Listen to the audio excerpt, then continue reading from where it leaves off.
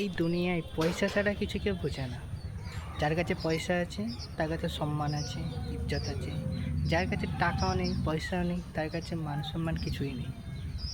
আজকে তুমি কোনো বন্ধুর কাছে, মানে সবথেকে কাছের বন্ধুর কাছে তুমি যাও, যে বলো, বন্ধু আমার আজকে অবস্থা অনেক খারাপ, আজকে আমার 500 টাকা লাগবে।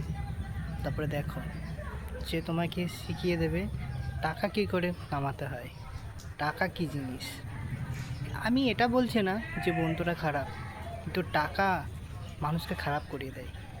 যার কাছে টাকা নেই তার কাছে কিছুই নেই, মান সম্মান ইজ্জত তো দূর কি বাত। আজকে তুমি কি বলবো, তুমি বলার কিছু নেই। পরিবারের কাছেও তুমি টাকা না থাকলে তাদের ভালো সন্তান হবে না, মার কাছে ভালো ছেলে হবে না, বোনের কাছে ভালো ভাই হবে না, ভাইয়ের কাছে কোনো ভাই হবে না, বইয়ের কাছে ভালো স্বামী পর্যন্ত হতে পারবে না।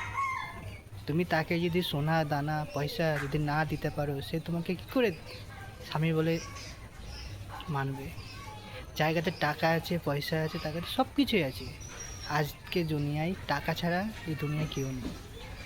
এই জন্য বলি টাকা কামাও, সময় থাকতে মূল্য দিতে শেখো। একদম টাকাকে, টাকা ছাড়া এই দুনিয়ায় কেউ কারো নেই। যার কাছে টাকা নেই, যার কাছে টাকা নেই তার কাছে কেউ নেই।